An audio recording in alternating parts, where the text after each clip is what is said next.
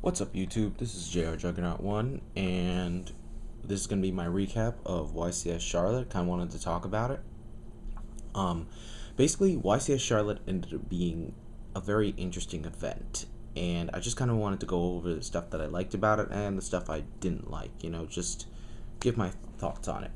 Okay, let's start with what I didn't like about it. Well, I didn't like the fact that Six Sands topped. Not topped, won the event. I didn't like the fact that they won just because I wanted to see another deck win. I felt like it would be nice to be able to say, wow, this deck, like, insert this deck here, finally has a win under its belt. It would have been very nice. The fact that Six Sams won, though, truthfully, isn't really a big deal because this wasn't like YCS Dallas where Six Sams basically dominated the top 32.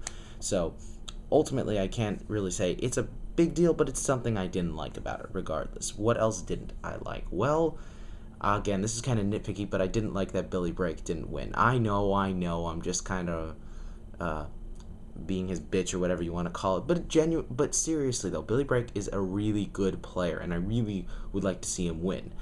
I'm not saying like, oh, he's ultimately entitled to a win. I'm just saying the fact that he got so close this time and didn't win was very sad to me, just because he made it to the top four. When he made it to the top four, I was like, wow, maybe he'll make it to the finals again. And oh man, it was just so close, but he did a great job regardless. Shockingly lost in the top four though to he lost his third place match to that deck destruction deck, which I really don't know how to respond to that deck. I don't know what my actual feelings about that topping is. Oh well then. So those are the two things I really didn't like, and judging by what I've said, you can kind of get a sense of what I really felt about the event. Well, yeah, basically there's a lot more that I liked. Basically, I liked that there was a great amount of diversity in the top 32. I did the math. There are actually 13 different decks in the top 32. That is pretty amazing in retrospect, because that's the kind of diversity we were seeing in the previous format, where we had, I believe it was in San Jose and Philadelphia, there was a great amount of diversity. Definitely nice to see it here, and especially in the top. When it came there was still a good amount of diversity from top 32 all the way up until the top, four, top two. It was nice to see that diversity be somewhat maintained. What else did I like?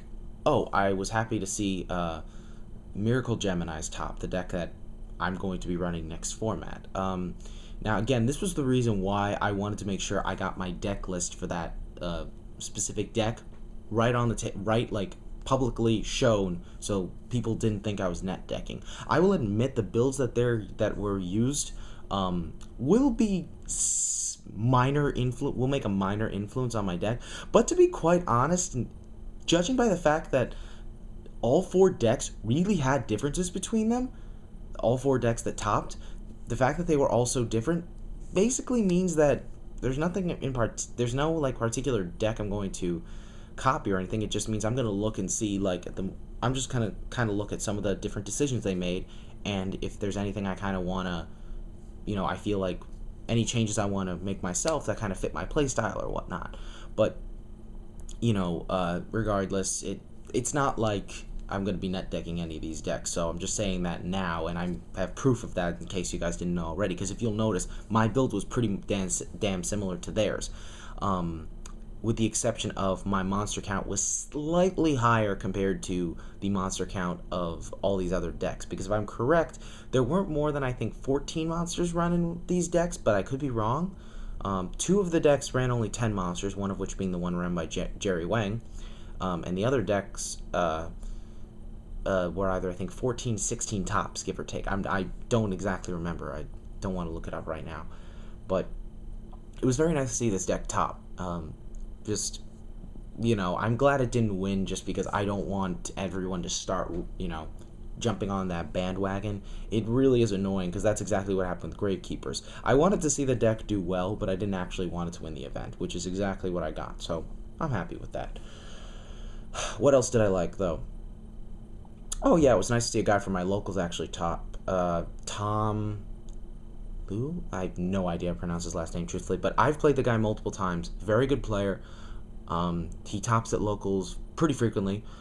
He was the only guy to run Karakuri, Machina Plant, and top. I believe. I could be wrong, but I believe he was the only guy to top. At least I know he was the only one in the top 16. I know that. I believe, beat Jerry Wang in top 32, but I could be wrong. But he was running that deck, and it's a good deck.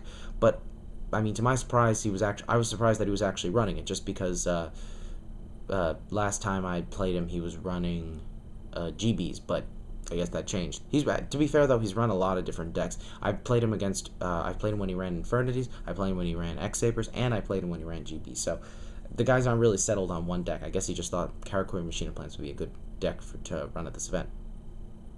But regardless, it's nice to see when you know someone who topped. I mean, besides Jerry Wang, who I played I played him again at my last Grim Regional. So and of course I lost. But he's a very good player, though. I would like to learn from him if possible. Jeez, I guess that's for the most part it.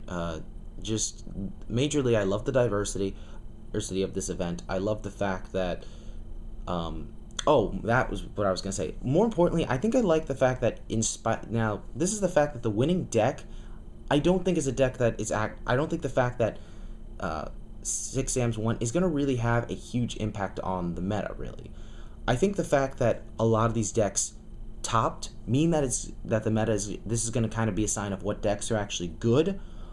But I don't think it's going to be a sign that, okay, people are going to start jumping on this certain bandwagon. I mean, just like Gravekeepers were still pretty popular, so I'm guessing people are going to a lot of people are still going to stick with that deck. But this event basically proved that there are a lot of title-worthy decks, if you want to call it that. But ultimately, this event was positive. I definitely think it shows it shows that the format looks bright for now. We're gonna have to see what happens, unfortunately, because I'm gonna have a basic discussion on this video. It's gonna basically be a video of will the format suck, etc., etc. You'll see what happens, but it's gonna be an interesting discussion, and let's just say let's just hope I'm wrong. But that's pretty much it.